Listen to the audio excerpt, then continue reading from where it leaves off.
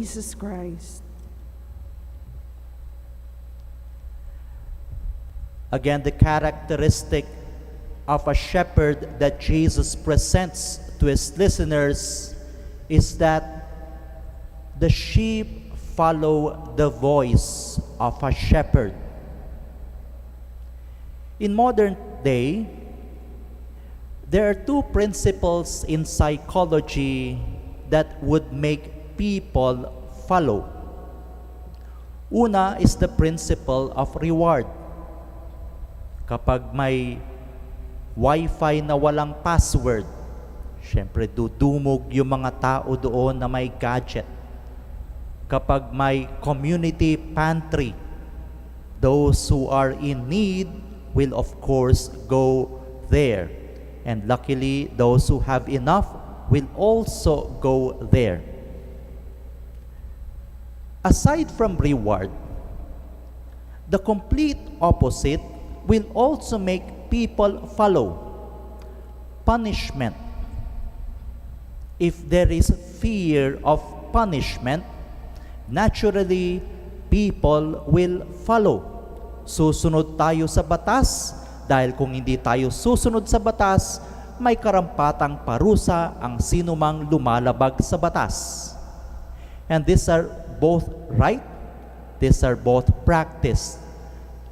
Reward and punishment. Ngunit sa ehemplo ng ating ebanghelyo ngayon, bagamat meron ding reward or punishment, heaven or hell, ang pagsunod sa ating mabuting pastol, hindi nakaangkla lamang sa reward or punishment ang pagsunod sa boses ng mabuting pastol. Think of the sheep.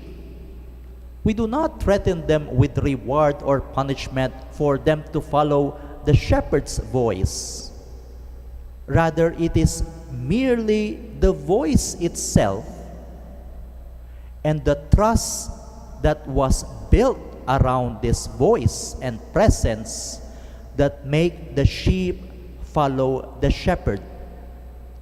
So ang ehemplo ni Panginoong Hesukristo ng pagiging mabuting pastol ay nakaangkla sa isang koneksyon na importante at nararapat. A connection that can only speak of a relationship.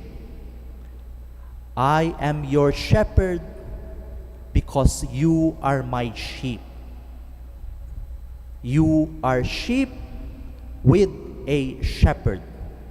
And because there is a healthy, loving, caring relationship in between the sheep and the shepherd, sumusunod ng kusa, ng may pagmamahal, ng may direksyon, ang tupa sa kanilang pastol.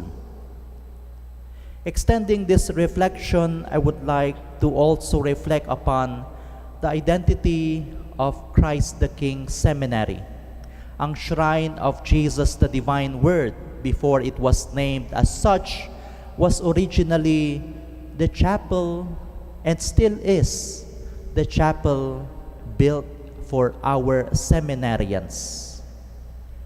88 years na po ang Christ the King Seminary compound. And our relationship with the Good Shepherd makes us understand the particular mission given to this compound. Kung halimbawa, Quiapo, St. Jude, Baclaran, these churches are present to nurture the devotion of the devotees. If, for example, your parishes are there to be the place of worship for the parishioners, ang Christ the King Seminary na itatag sa panahon na may kakulangan ng pari at relihiyoso sa ating bansa. Naitaboy noon ang mga Kastila at walang Pilipinong pari, kaya naisipang magtayo ng seminaryo.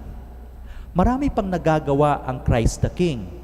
During election, yung aming basketball court, ginagawang voting precinct ng COMELEC. Kapag may gathering ang barangay, minsan dito sa lugar namin, ginagawa dahil may espasyo. Nung may registration nga ang gobyerno sa mga sasakyan, dito rin ginawa, volunteered by the church to use the premises for this particular needed purposes. But our original, unchanging, and continuous mission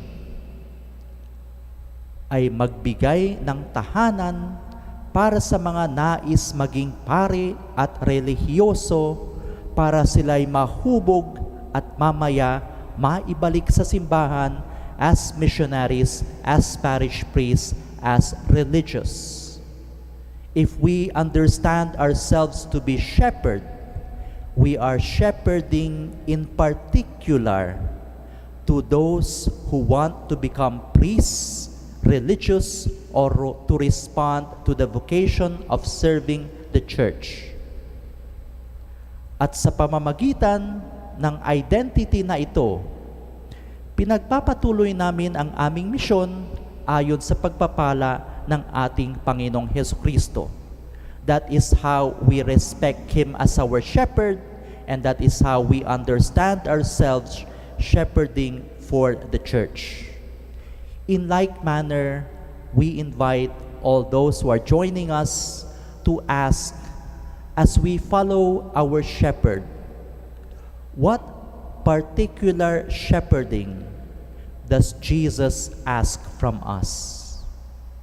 Ang mga doktor, nurse, people in the medical field are now heavily understanding their vocation to participate in the healing ministry of our Lord.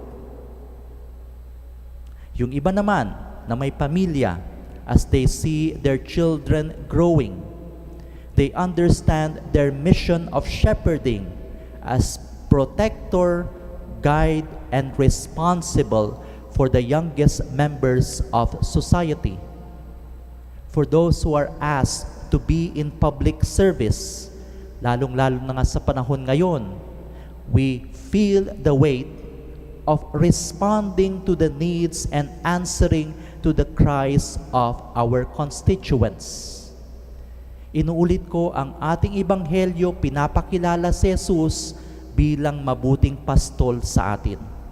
At sa pagsunod natin sa Kanya, we are likewise invited. How does Jesus ask us to shepherd those whom we should be responsible for? Ang Christ the King, para sa mga magpapare, magiging relihiyoso at sa aming komunidad. Ang mga magulang para sa kanilang mga anak. Ang mga opisyales para sa kanilang mga constituents. Ang mga medical doctors, health workers, nurses para sa kalusugan ng mga taong Pilipino. We are all shepherds, not based on rewards and punishments alone. By the example of Jesus, we have a relationship with the Father. We have an example in Jesus. We participate in His mission of shepherding one another. Let us all stand.